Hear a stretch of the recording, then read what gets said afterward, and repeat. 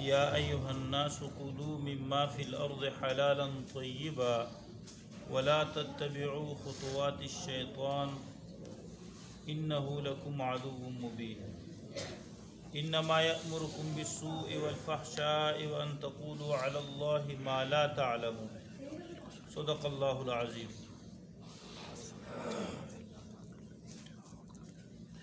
سورۃ البقرہ آیت نمبر 169۔ یا ایھا الناس، اے لوگو، کلوا مما فی الارض، کھاؤ مما وہ چیزیں، فی الارض جو زمین میں ہے، حلالا حلال، طیباً پاکیزہ، ولا تتبعوا اور نہ چلو، اتباع نہ کرو، خطوات الشیطان، شیطان کے نقش و قدم پر، انما یأمرکم صرف حکم کرتا ہے شیطان تمہیں، بالسوء برائی کا، والفحشاء اور بے حیائی کا، وان تقولوا اور اس بات کا، تقولوا کہ تم کہہ دو، علی اللہ اللہ پر، ما وہ باتیں، لا تعلمون جس کو تم نہیں جانتے۔ یہاں پر اللہ جل شان ذات عالی نے حلال کھانے کا حکم دیا۔ حلال کسے کہتے ہیں؟ جس کو اللہ جل شان ذات عالی نے کھانے کی اجازت دی ہے۔ حرام وہ ہے جس سے اللہ نے منع فرمایا ہے، سود سے، رشوت سے، چوری سے، غصب سے، ڈاکہ غصب، ان تمام چیزوں سے اللہ نے منع فرمایا، یہ حرام ہے۔ اور ساتھ اللہ نے یہ بھی حکم دیا ہے طیباً پاکیزہ، پاکیزہ جو پاک بھی ہو، نجاست جسے ظاہری نجاست جس میں نہ ہو۔ مثلا اب سیب ہے تو سیب کھانے سے پہلے آپ سیب دھو لیتے ہیں، اگر اس کے اوپر گرد و غبار ہے تو یہ پاک نہیں ہے، مطلب حلال تو ہے نا، تو ابھی پاک نہیں ہے، شریعت کی روح سے حلال ہے لیکن اب پاکیزہ نہیں ہے۔ پاکیزہ کرنے کے لیے آپ کو دھونا پڑے گا۔ اللہ جل شان ذات عالی فرماتے ہیں کہ جس میں ظاہری نجاست بھی نہ ہو، ناپاکی بھی نہ ہو، اور باطنی بھی نہ ہو، باطنی کا مطلب حرام بھی نہ ہو۔ اب جو چیز حرام ہے وہ بے شک پاک ہے، لیکن اگر وہ رشوت سے، سود سے آپ حاصل کر چکے ہیں، آپ نے بے شک دھو لیا لیکن اس کے اندر نجاست ہے، وہ دھلنے سے پاک نہیں ہوتا۔ بغیر اجازت کے آپ کسی چیز لے لیں گے نا، وہ آپ بے شک دھو لیں لیکن وہ پھر بھی اس کے اندر نجاست ہے، حرام ہے، اس کے اندر نجاست ہے۔ حضرت سعد رضی اللہ عنہ نے اللہ کے نبی صلی اللہ علیہ وسلم سے سوال کیا کہ اللہ کے رسول میرے لیے دعا کے مستجاب الدعوات بنو۔ یہ بات بہت اہم ہے، اس کو ہمیں سمجھنا ضروری ہے کہ آدمی کی دعا کب قبول ہو جائے۔ مستجاب الدعوات، اللہ کے نبی نے کیا فرمایا کہ حرام سے بچو، مستجاب الدعوات بنو۔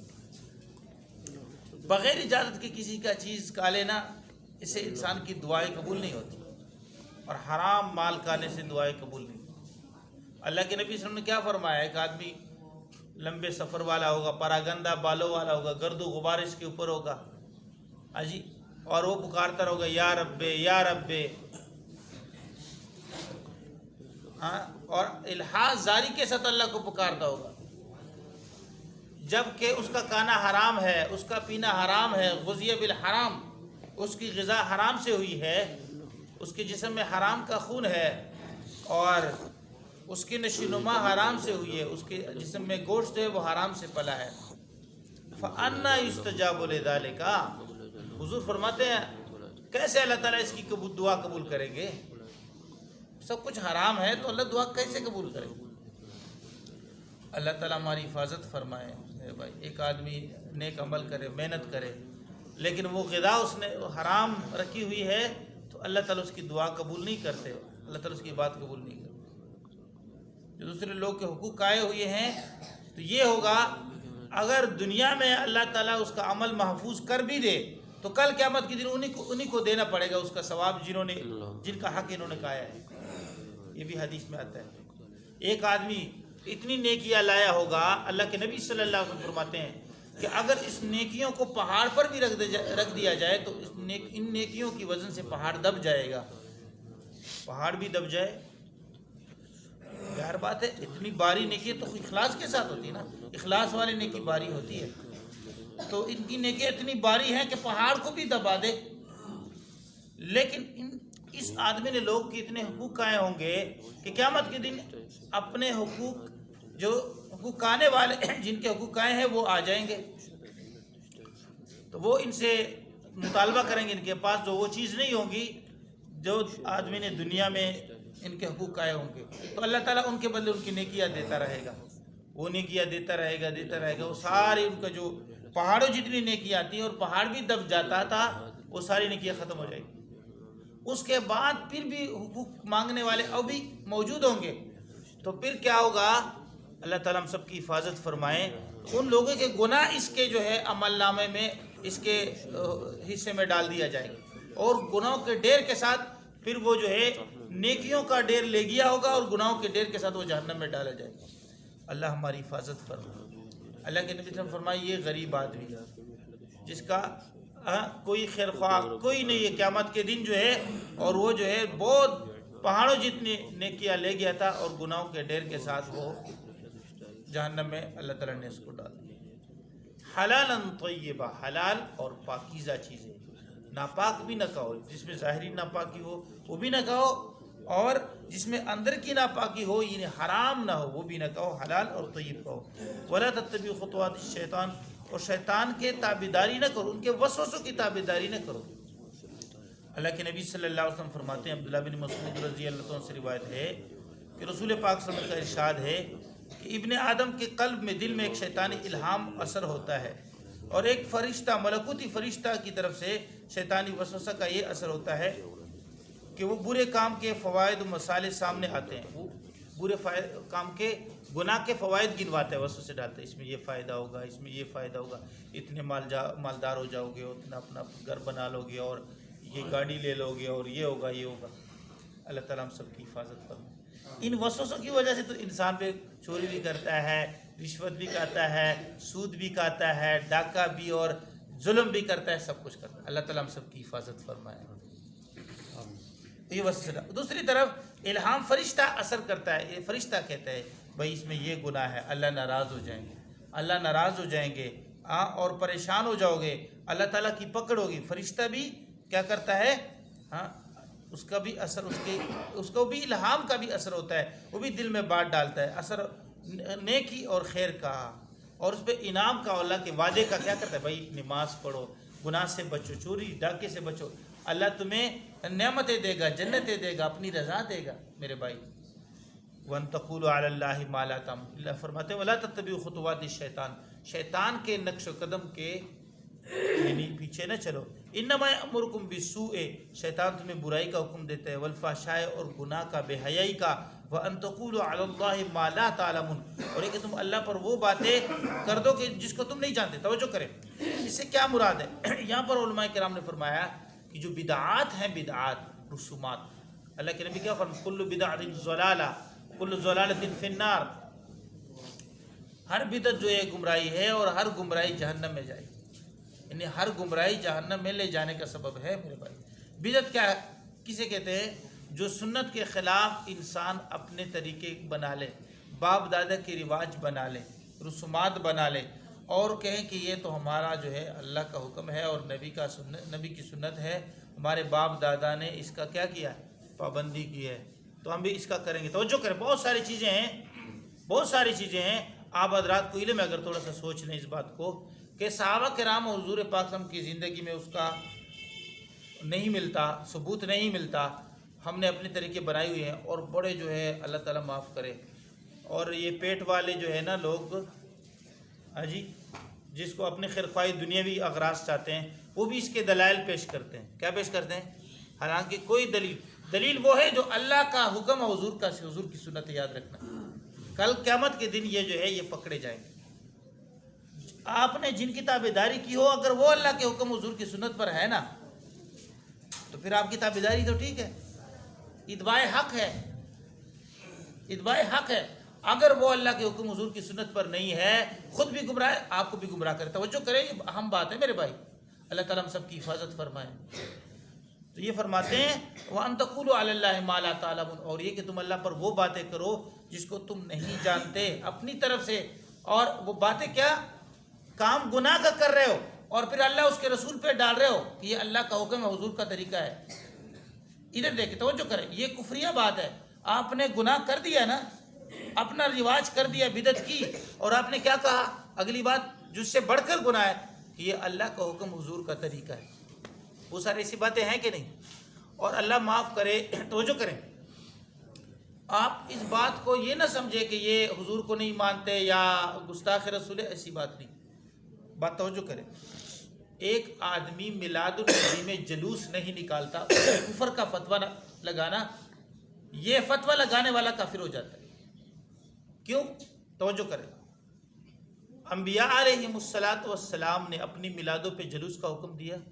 نہیں دیا۔ اگلی بات توجہ کریں، اس کے بعد حضور پاک صلی اللہ علیہ وسلم نے صحابہ کا حکم دیا کہ اس دن میری ولادت ہوئی ہے، تم نے جلوس نکالنا ہے، حکم دیا؟ نہیں دیا۔ اب آپ کہہ رہے ہو کہ جس نے جلوس نہیں نکالا، جس نے جلوس بولے نہیں نکالا، وہ کیا ہے؟ کافر ہے۔ کیا دلیل ہے آپ کے پاس؟ تو پھر تو صحابہ کہاں چلے گئے؟ صحابہ کرام نے جلوس نکالا ہے؟ میں آپ سے پوچھتا ہوں، کسی کو معلوم ہے؟ کوئی دکھا سکتا ہے؟ تو میرے بھائی، ایسی باتیں کرنا، ان تقولوا علی اللہ ما لا تعلمون، آپ اللہ کا حکم اور حضور کا حوالہ دو گے تو آپ کو دلیل لانی پڑے گی، کیا؟ قرآن پاک اور حدیث مبارکہ اور ائمہ اربعہ کے اجتہاد، جو اجتہاد حق ہے، آپ کو وہاں کہیں اس طرح بات نہیں ملے گی۔ تو یہ اللہ پر آپ نے وہ بات باندھ لی جو آپ کے ہاں اس کا کوئی ثبوت نہیں ہے۔ میرے بھائی، آپ کو یہ رواج کرتے ہو، کوئی عمل کرتے ہو، اس کو اللہ اس کے رسول پر باندھ لینا، دین حق کے لیے آواز اٹھانا، دین حق کے لیے، اس پہ تردید نہیں ہے، توجہ کریں۔ لیکن آپ یہ کہو کہ جس طرح میں کر رہا ہوں، اگر اس طرح کوئی نہ کرے تو کافر ہے، اور آپ کے ثبوت قرآن و حدیث میں نہیں ہے، حضور کی زندگی میں نہیں ہے، تو یاد رکھنا آپ کہاں چلے جاؤ؟ دین کے لبادے میں آپ کفر کی طرف چلے جاؤ۔ اللہ تعالیٰ ہم سب کی حفاظت فرمائے۔ تو اللہ فرماتے وَأَن تَقُولُوا عَلَى اللَّهِ مَا لَا تَعْلَمُونَ، اور یہ بات کرنا کہ اللہ پر کہ تم جانتے نہیں ہو، ایسی باتیں کرنا، تو اللہ جل شانہ ذات عالی اس سے بہت ناراض ہوتے ہیں۔ اور یہ جو ہے بدعات رسومات، اس کا کیا ہے؟ وَإِذَا قِيلَ لَهُمُ اتَّبِعُوا مَا أَنزَلَ اللَّهُ، جب ان کو کہا جائے کہ جو اللہ نے نازل فرمایا وہ حق دین کی تابعداری کرو، قالوا، بلکہ وہ لوگ کہتے تھے، بل نتبع ما الفینا علیہ آباءنا، بلکہ ہم تو تابعداری کریں گے جو ہمارے باپ دادا جس پر تھے اس کی تابعداری کریں گے۔ اللہ اور اس کے رسول کے حکم کے مطابق جو باپ دادا کی بات کو ترجیح دیتے ہیں۔ فرماتے ہیں اللہ کے نبی صلی اللہ علیہ وسلم نے یہودیوں کو ایک مرتبہ لاجواب کر دیا۔ نبی صلی اللہ علیہ وسلم کے یہودیوں کے ساتھ کلام ہوا، تو یہودیوں نے جب لاجواب ہو گئے، کوئی جواب ان کے بن نہ پڑا، تو انہوں نے کہا ہم تو اپنے باپ دادا کی تابعداری کریں گے۔ اللہ نے یہ آیت نازل فرمائی۔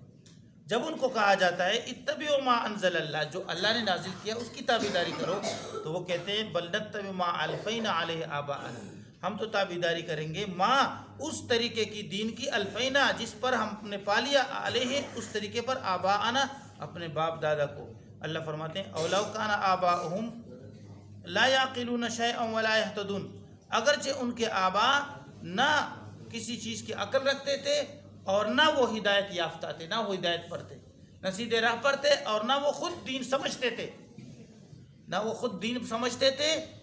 ہاں، مجتہدین خود اللہ تعالیٰ ان کو وہ ملک عطا فرماتا ہے، وہ دین سمجھتے ہیں، قرآن و حدیث سمجھتے ہیں، مسائل نکال سکتے ہیں۔ اگر وہ ایک آدمی مجتہد نہیں ہے تو وہ مقلد بنے، ان کی تابعداری کرے، یہ مراد ہے۔ فرشتے کیا کہیں گے؟ ہاں، قبر میں مارتے ہوئے کہیں گے مجرم کو، لا تلیتا ولا دریتا، نہ آپ نے کسی کی حق بات والوں کی تابعداری کی اور نہ آپ کو خود حق سمجھ آیا، اس وجہ سے آپ جو ہے گمراہ ہو گئے۔ تو جو آدمی خود حق نہیں سمجھتا وہ حق والوں کی تابعداری کرے، اور حق والے کون ہیں؟ انبیاء علیہم السلام، مان علیہ و اصحابی، حضور فرماتے ہیں جس پر میں ہوں اور جس پر میرے صحابہ۔ یہ فرقہ ناجیہ ہے، یعنی وہ جماعت فرقہ نہیں بلکہ جماعت طائفہ ناجیہ، جن کو نجات ملے گی۔ حضور نے کیا فرمایا؟ میری امت میں 73 جو ہے جماعتیں، فرقے ہوں گے، اس میں ایک جو ہے جماعت نجات والی ہوگی. وہ کون؟ ما انا علیہ و اصحابی، جس پر میں ہوں اور جس پر میرے صحابہ ہیں. تو یہ ہدایت والے ہیں، ان کی تابعداری کریں. اس لیے اللہ فرماتے ہیں اولو کان آباؤہم لا یعقلون شیئا، اگرچہ ان کے باپ دادا وہ دین کو نہیں سمجھتے تھے، دین کی کوئی بات سمجھتے بھی نہیں تھے، ولا یہتدون، اور نہ وہ سیدھے رستے پر چلتے تھے. جی اللہ تعالی ہم سب کو سیدھے رستے پر چلنے کی توفیق نصیب فرمائے اور دین کو سمجھنے کی توفیق نصیب فرمائے. اور جہاں تک سمجھتے ہیں عمل کرنے کی، اور جہاں تک نہیں سمجھتے ان باتوں میں ان لوگوں کی تابعداری کی توفیق نصیب فرمائے جو دین کو سمجھنے والے ہیں. ائمہ کرام، مجتہدین حضرات، محدثین، اللہ تعالیٰ ہم سب کو تابعداری نصیب فرمائے، حق بات کی سمجھ نصیب فرمائے، عمل کرنے کی توفیق نصیب. امین. الحمدللہ.